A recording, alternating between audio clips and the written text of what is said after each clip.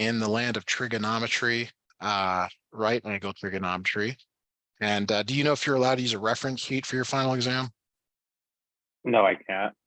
Nothing? Darn. Okay, that's kind of a lot. So you start out here with SO Katoa. Probably remember that from some point in your math career here. Cosecant is a reciprocal identity. It's really 1 over sine of theta. So if you could figure out sine of theta, you could then determine the reciprocal for cosecant. Like if you knew sine, you could say, okay, really sine theta is 1 over cosecant theta. You just have to flip it basically. So there's 6 reciprocal identities. This is just one of them. Is that clear? Or do you want me to send you a reference sheet to kind of support that? I remember this. You got that? Okay. So to find sine, we need opposite, which we have. Great. Over hypotenuse, which we don't have. How do you find the third side in a right triangle? Pythagoras theorem. Yes, a squared plus b squared equals c squared. 6 squared plus 17 squared equals c squared. So that's 36 plus 289 equals c squared.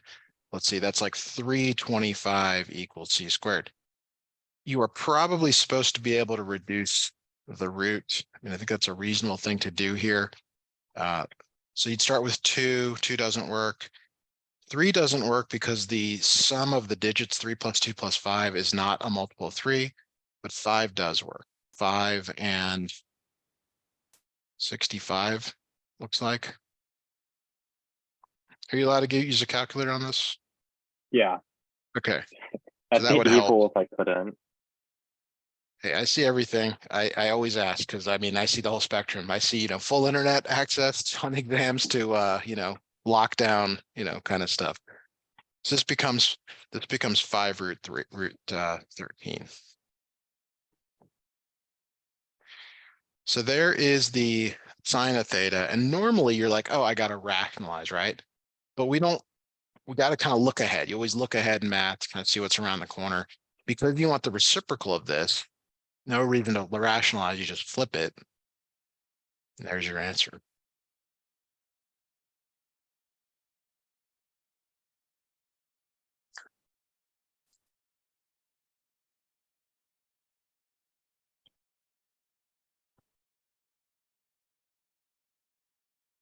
Thoughts, questions? I got it. Got it? Okay. It's just been a long time since I did this. That's right. That's okay. Next problem here is a little bit easier. I don't know why they would. And usually it'd start with 2. So you could always just find the third side of the triangle. You generally need it. I mean, not always, but generally. You also have at your disposal Pythagorean triples, which this one is. But if you don't know that, you got to do the whole a squared plus b squared equals c squared. So will you calculate the hypotenuse for us, please?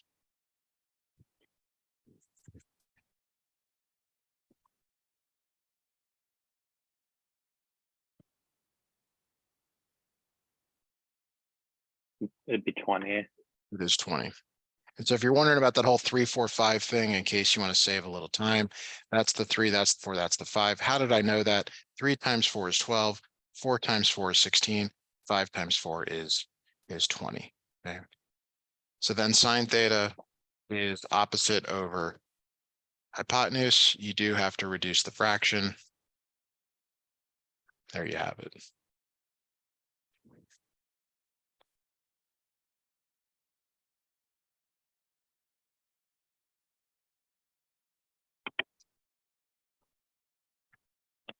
All right, so let's look at number 3.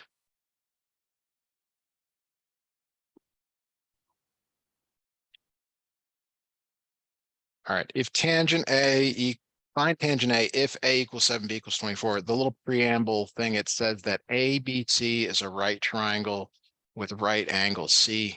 So you got the C there. You could draw it any way you want. You should find kind of a standard way to draw it. The side is always across from the angle. Okay.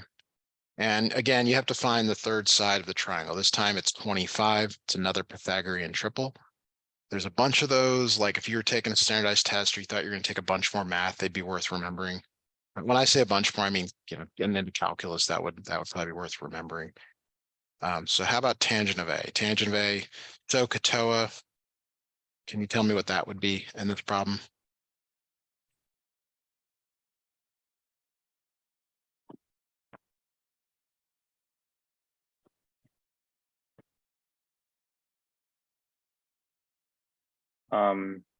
Would it be 7/24? It is. Very good. Okay. Now keep in mind, it's asking for tangent of A. It's not actually asking you to find A. Kind of a common mistake there is to keep going and be like, wait, I got to find A. And like, no, it just wants tangent of A. Now, if you were to find A, it would be the tan inverse.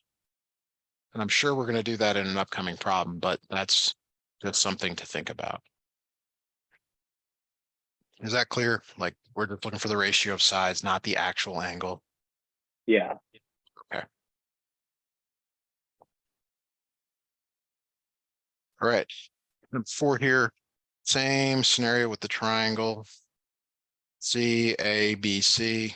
Doesn't matter if you put B up here and A down here, you'll get the same answer. B is 12, A is 5. So notice last time, I should have said this, last time you actually did not need to find the hypotenuse because we just used the two legs, 7 and 24. This time you do have to find the hypotenuse. Could you do that for us, please?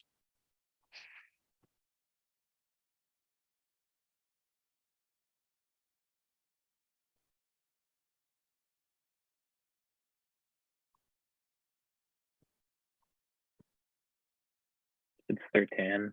Is 13. So then the cosine of A is 5/13. So SOHCAHTOA, sorry, that's completely wrong. It's 12/13, adjacent over hypotenuse. Good to write this down each time.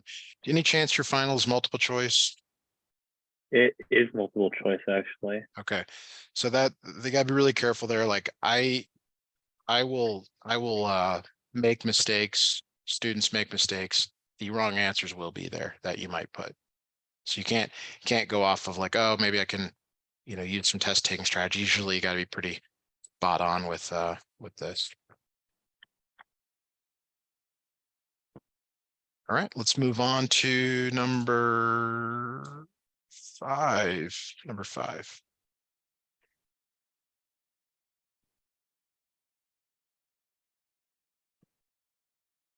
All right, find cotangent of theta if cosecant of theta equals 5/3. It's always good to draw some sort of a right triangle. This is kind of the standard one I draw when it doesn't specify like A, B, C. The reason is it just looks right to me. It looks good to me, my eye. So cosecant of theta is it's related to sine of theta. Cosecant and sine are reciprocals of each other, which means that sine of theta is the reciprocal here. I find that to be more appealing than trying to remember that cosecant of theta is hypotenuse over opposite, which some students try to remember. They try to get all those letters down. I think it's better to remember the reciprocal and then say, okay, sine theta is the opposite over the hypotenuse.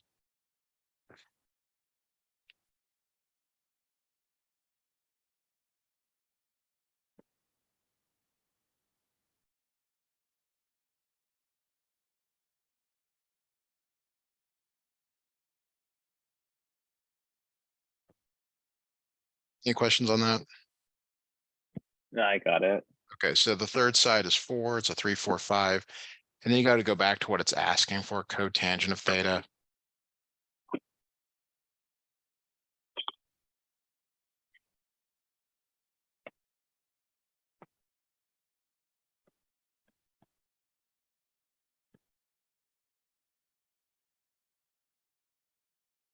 So that'd be adjacent over the hypotenuse.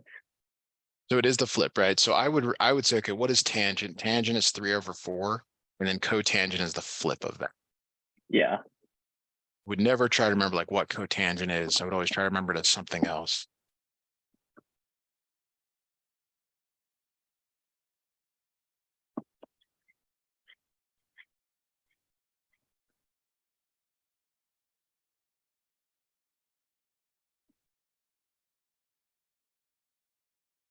All right, number 6.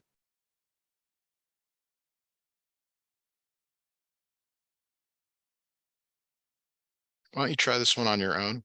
I'll just suggest that you set up the triangle this way. It's very similar to 5. I mean, you should be able to do it with minimal effort. Let me know what you come up with.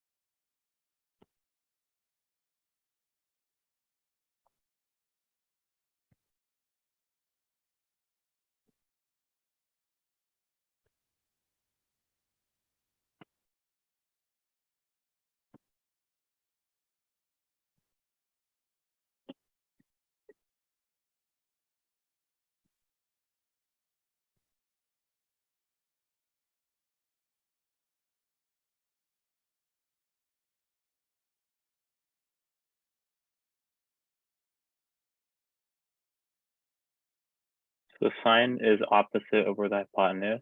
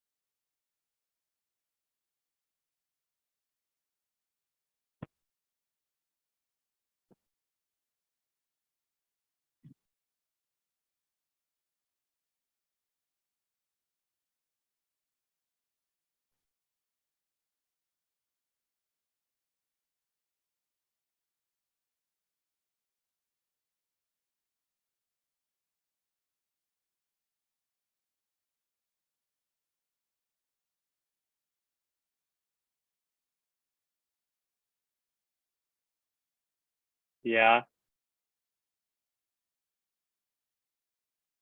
How's it going there? Do you have the final answer?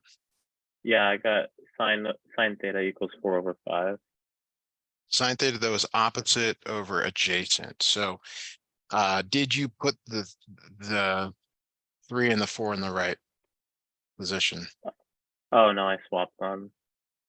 That will make all the difference in the world. Yeah. So this ends up being 3/5.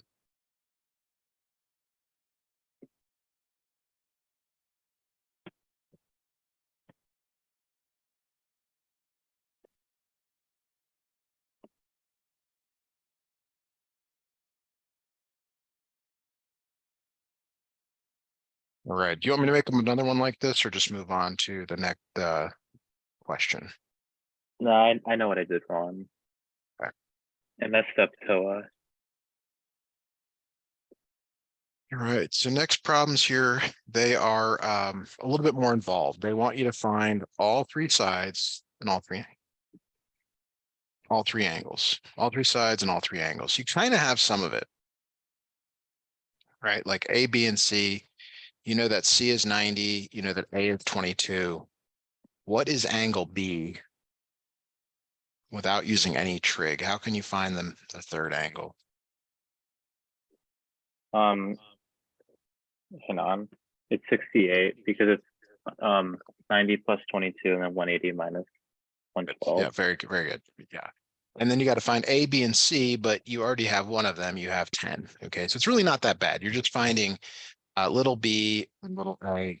Once you find one of them, you can find the other through Pythagorean theorem um, or use the trigonometry. So let's assume though that for a moment that you're going to use this angle, okay, and you want to find a. So relative to this angle, is a the opposite, the adjacent, or the hypotenuse?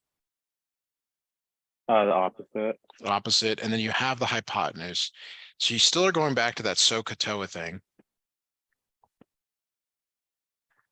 Okay, and you're going to use sine this time. Sine of 22 equals a over 10. Is that clear why it's opposite over? Yeah. All right, good.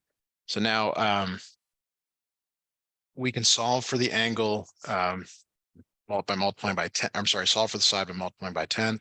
A is 10 sine 22. So you have to go to your calculator, make sure your mode is in degrees, more important than probably anything else, because you're in the finals, you're maybe moving back and forth between radian and degree. I've even seen students put like labels at the top of their calculator, mode, radian, or degree. Ask yourself every time. Go ahead and calculate that. Let me know what you come up with to maybe one decimal place, please. Yeah.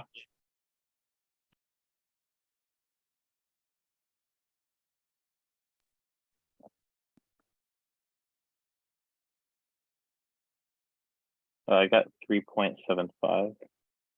That's perfect. Okay. So your choice now to find B is to either use Pythagorean theorem or to use sine, cosine, tangent again of the angle. Doesn't matter. They will give you the same answer.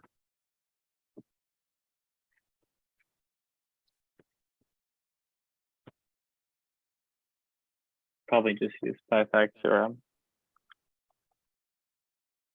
Yes.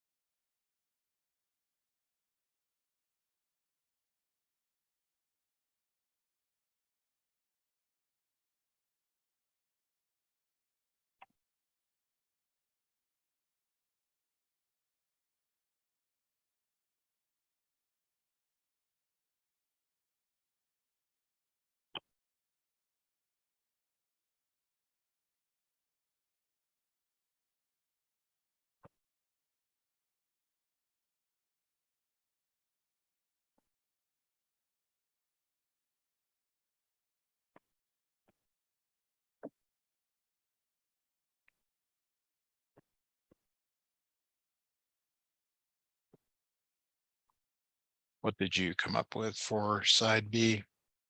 It's about 9.27.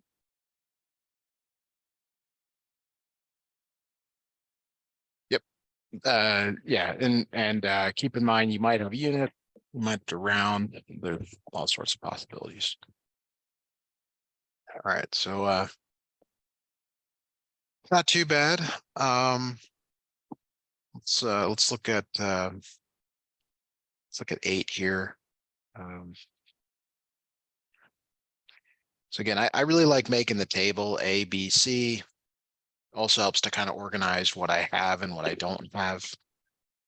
A is 38.9, C is 90, C is 14. What is the angle measure for B?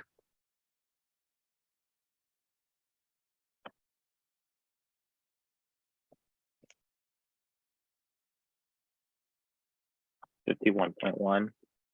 Good. And then do you want us to find A or B first? Doesn't really matter, but do you have a preference? Probably B. Okay. So to find B, you got to think about what B is relative to this angle. I usually use the given angle just in case there's a mistake with the calculation. So B is adjacent, and then you also have hypotenuse. So is that sine, cosine, or tangent? To find B. Is it sine of this angle, cosine of this angle, or tangent of this angle? If you have the adjacent and the hypotenuse. Cosine. Cosine. So cosine 38.9 equals B over 14. Go ahead and solve that for B and then use whatever method you want to find the other side there, Pythagorean theorem or using trig.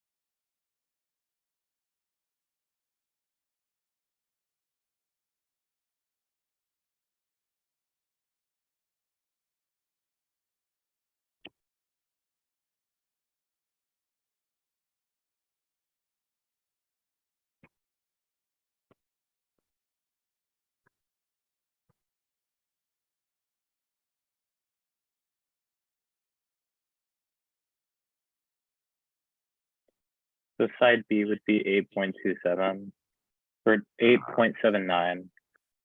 Okay, that sounds correct. Sorry, let's move away from that.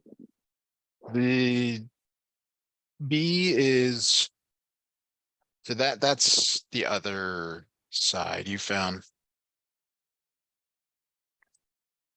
I mean, you got them flipped. B is 10.90.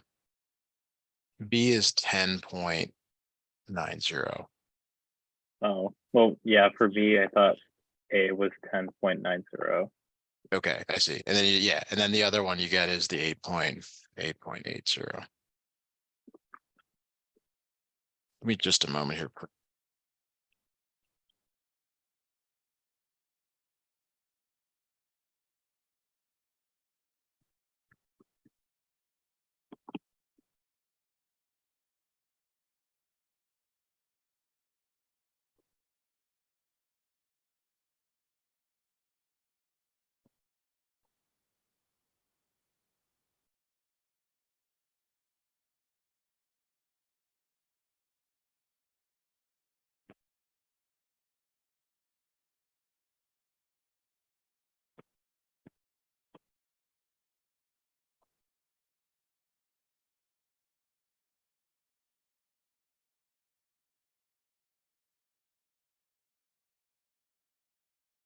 All right, I am back.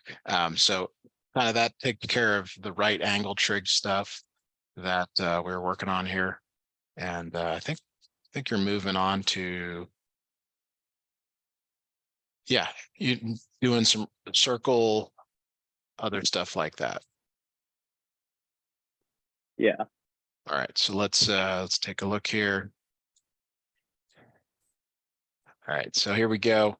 It's to define the measure of each angle, and what you're supposed to see here that may not be all that visible is that each rotation is 360. So that first, and sometimes it's almost easier to do it in color here. Let me see if I can do it.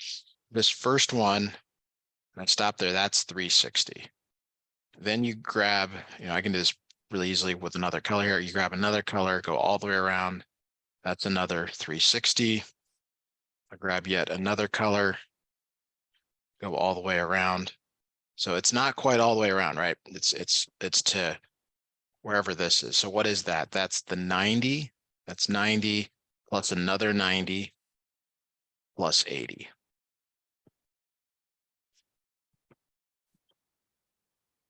So every one of these is 90, and then that extra little bit is 80. So you got to add that up and you get whatever you get.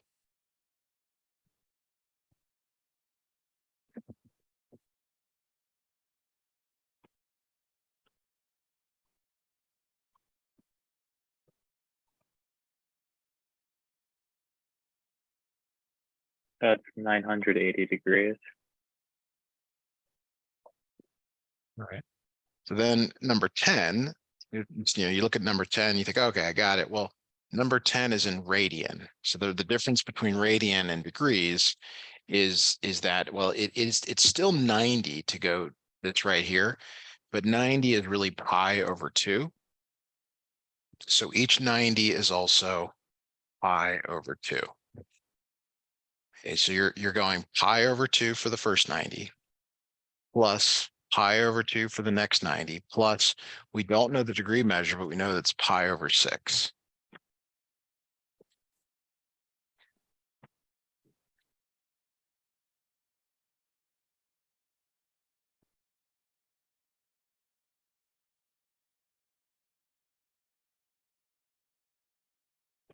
Yeah.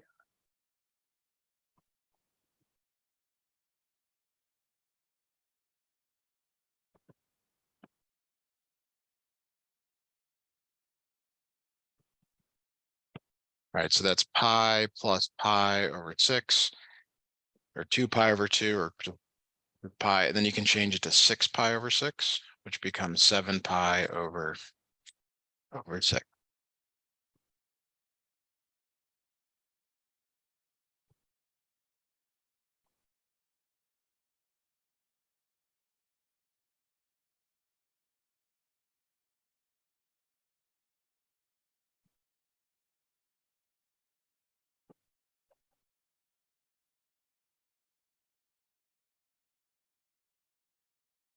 Right, any questions on that? You want another one like it, if maybe? I got it. Okay. All right, so let's look at number 11. All right, so to convert from degrees to radians, you have to multiply by pi over 180.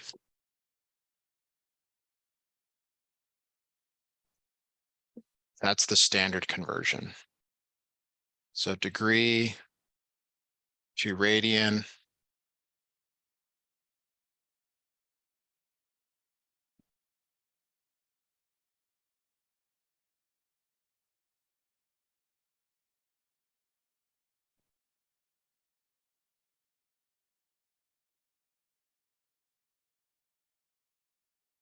You multiply by pi over 180.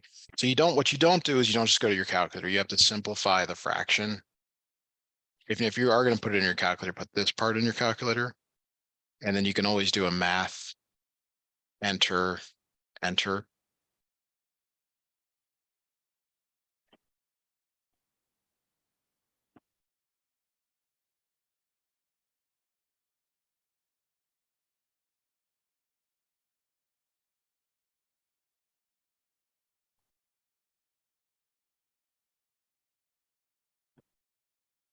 That'd be -1/6. Negative pi over 6, perfect. All right, now to go the other direction, to go from, so that's degree to radians. To go from radian to degree, you multiply by 180 over pi. So these are like really great multiple choice questions because you can it's just a quick thing, easy to forget which way you're going. This one right here, you're going to multiply by 180 over pi, and the pi's do cancel. Pi's go away. So if you are going to use your calculator, you probably should here, 95 times 180 divided by 36. And then hopefully you get something that worked out reasonably well.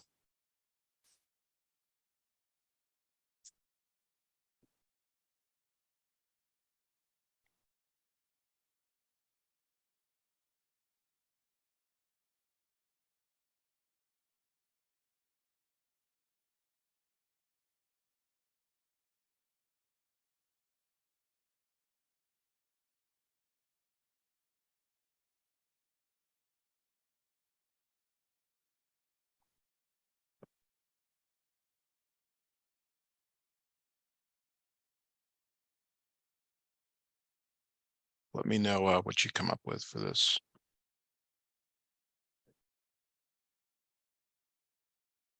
It's at 475 degrees. Way too big. right? You got 95 times 180 divided by 36. Make sure you divide that out.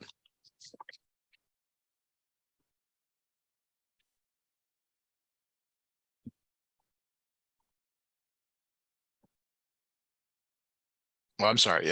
Wait a second. Did you say, I'm sorry. Did you say 475, Yeah, 60? Yeah, okay, sorry. Yeah, I thought I heard something different. Yes, that is correct. Okay, my apologies. Okay. The next grouping of questions is probably the most difficult. If you had a unit circle, these would be very easy. So the question I have for you, or the thought is are you going to memorize the unit circle? If you think you are going to have a calculator, there's kind of an in-between approach that we can use to solve these. Do you have any idea what I'm talking about or referring to when I say like these are much easier? yeah, the unit circle is super easy. I should probably ask them that. I don't know if we can have a unit circle, but probably for the purposes of this, I'd assume we wouldn't have a unit circle, and I would probably try to memorize it.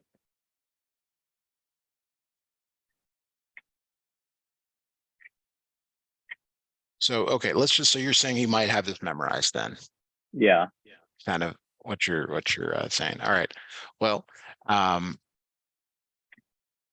so I'll just snip this in, then we'll presume that you have it here. All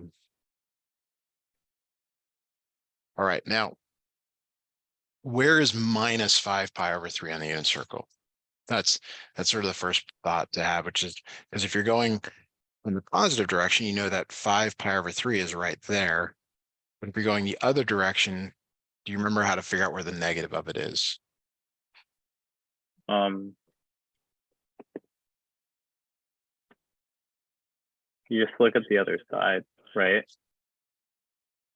Because it's so it'd Yes, be exactly. yeah. Exactly. Right there.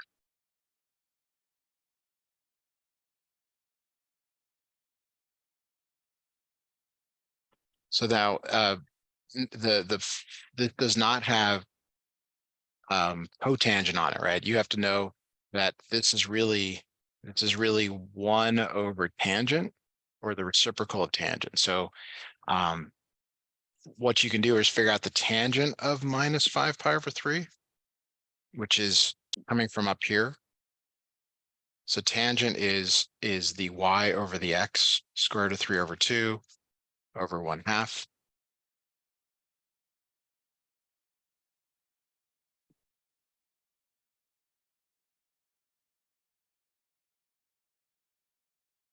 Any of this making sense? Yeah, So the I'm square root of starting to see 3 it. over 1, and then you have to flip it for cotangent. So this is tangent. Tangent of minus 5 pi over 3 is this value, but because you want cotangent, you have to flip it. So cotangent of minus 5 pi over 3 is 1 over square root of 3, multiply square root of 3 over 3.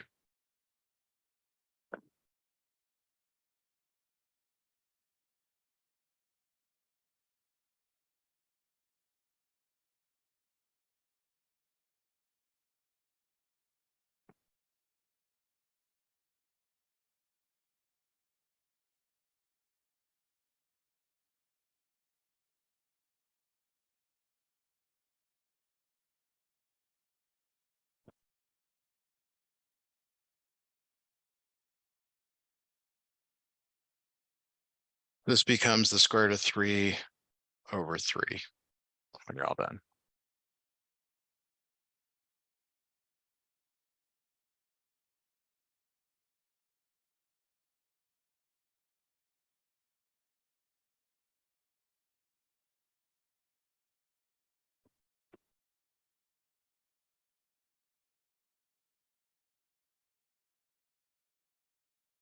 Any questions up before we move on to another one? Um, mm, not really, but I'd probably need to see another one. Okay. Yeah, so secant of minus 315. Again, like if we presume reasonably that you will have the unit circle, you have to be able to go to that value. But it's negative. So normally you would go you would go clockwise to get there. And then, but because it's negative, you're going the other direction. You're going to this one right here.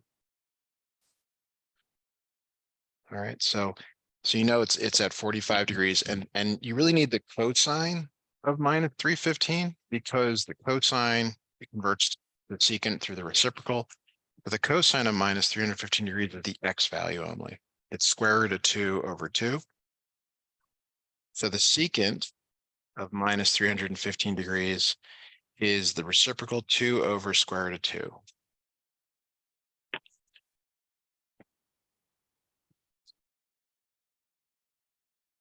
So times square root of 2 over 2, like that.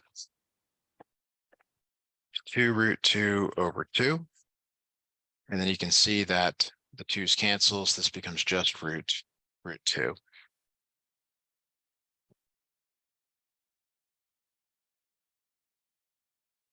Oh, okay, now I get it.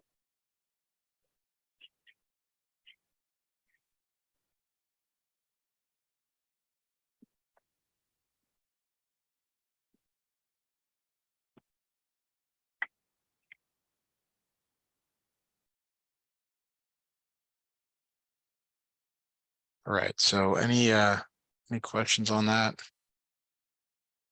No, it's just a matter of me having a unit circle.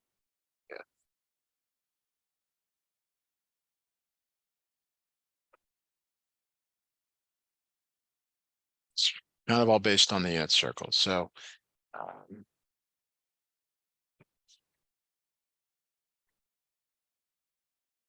do you, how many more of these do you want us to do in that kind of grouping there of? We could probably just move on 19 to 20. Okay. Sounds good.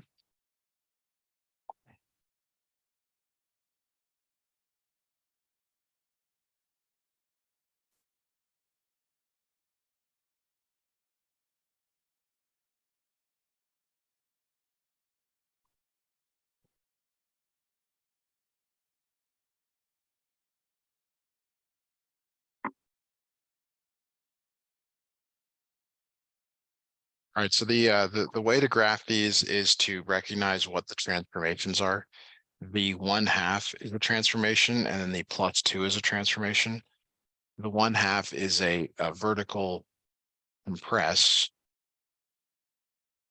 okay, which affects the y value. The +2 is a vertical shift of 2.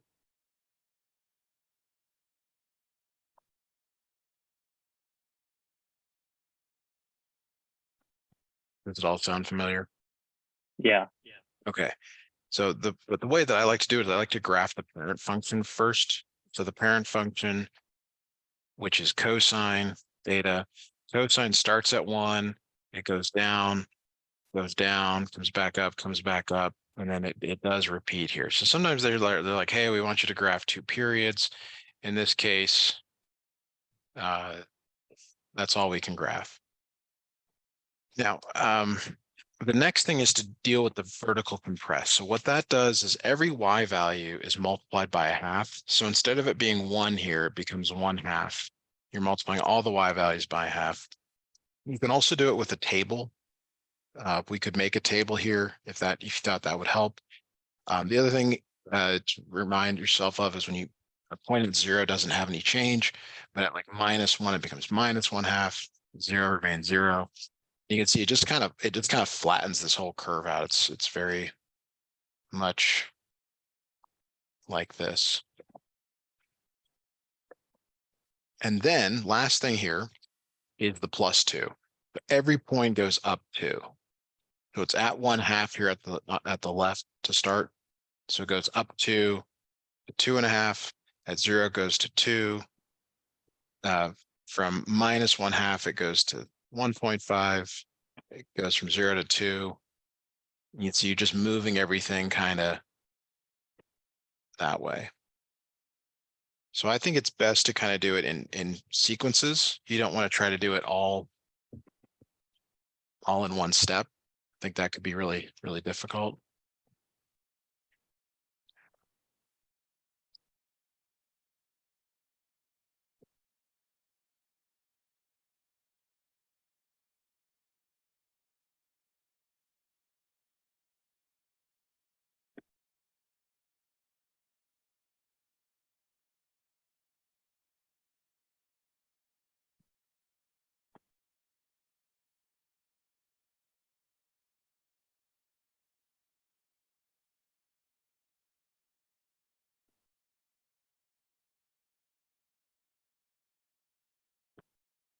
Right. I guess we can move on to 20 if you're ready. Yeah.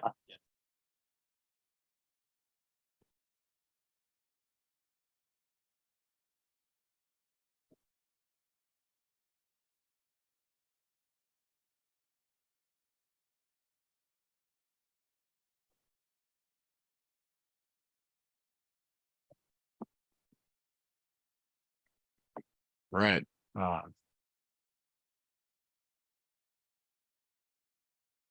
Is this only just a +2?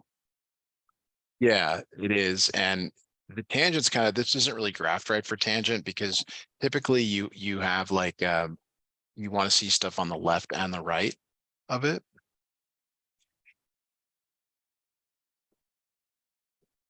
What I mean is like normally the is this is let me draw the graph, the correct graph over here to the right. Like you don't have enough room to kind of show what you're supposed to show. You're supposed to show vertical asymptotes at -pi/2 and pi/2. And this thing kind of snakes like this. And then you show the whole thing moved up, but you're kind of squeezed in here. So it's almost like they want you to go over to pi/2 and then do another one at 3 pi/2 for your asymptotes and show the snake kind of this way.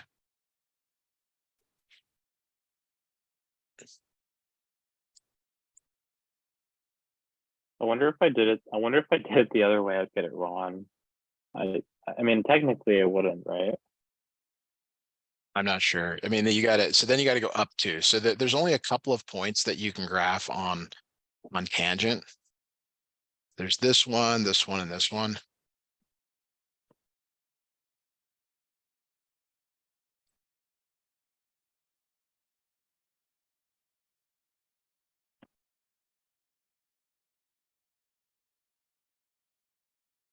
So all three of these points would move up, basically, is what I'm trying to say.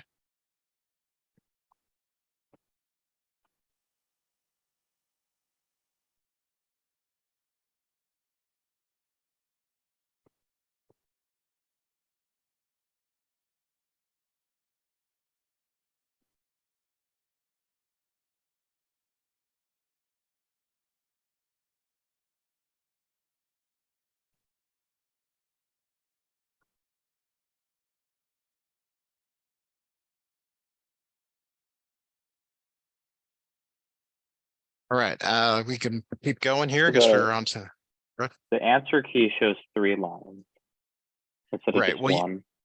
right. Well, you would graph all three. You would keep graphing it like it. We don't have room for it, but on the right here, I'll show you because you can. I don't have any lines there, but you see it keeps doing the same thing. It's periodic.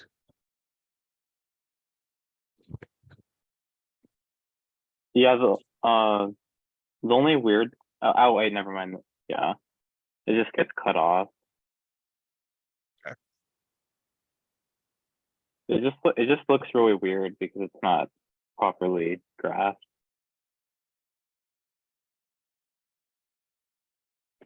I Yeah. get it though. Okay. So let's see what else we can get done here. We got a little bit of time left. Let's maybe move to 22. oh yeah. So those are not right triangles. I was going to say 20. They're law of sines problems. Those, yeah, we got to get a couple of those in. All right. So they don't say it, but you're supposed to reasonably assume that it's not a right triangle anymore. And the reason is that the angle's bigger than 115 degrees. I always kind of just draw these the same. I just say, okay, that's A, that's B, that's C. I think you were mentioning how you got to draw these more accurately. We can come back and do that, but kind of sometimes you just kind of got to get it started so you can say, okay, what can I even find here? All right. So we can first find angle B. And the reason we can find angle B is it's because it's across from a known side. So the sine of B over 13 equals the sine of 115 over 29. This is a law of sines problem. Does this somewhat look familiar? Yeah.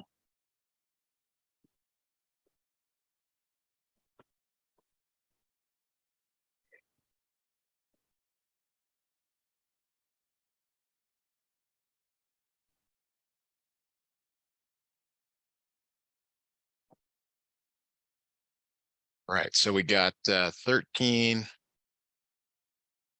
over 29 sine 115. Like that.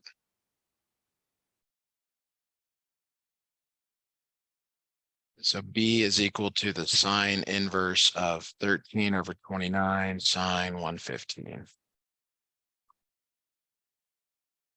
So sometimes this works, sometimes it doesn't. Like there's the possibility that there's either two triangles or no triangle, and we still don't know. We just have to do this calculation here. This one's looking pretty good because the ratio of the 13 over 9 is less than 1. That's kind of a big deal. Go ahead and calculate B for us, please. So I have to be in radian or degree. Degree. And the reason it's degree is the angles are given in degrees. Okay.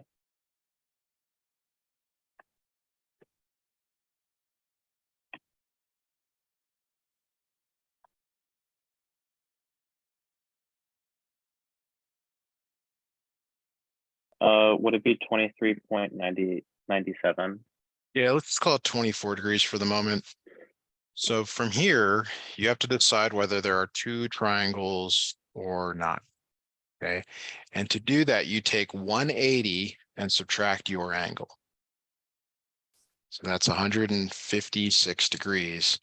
And then you decide if there's still room with this. And there is not. Like 156 plus 115 is way too big. Do you remember vaguely doing that? Yeah, a little bit. Okay. Now they probably won't give you that special case on there, but that would be kind of the starting point. You would then find the third angle by subtracting from 180, and then you would also um, find the other side using law of sines. But we do have to stop here. I would stop the recording.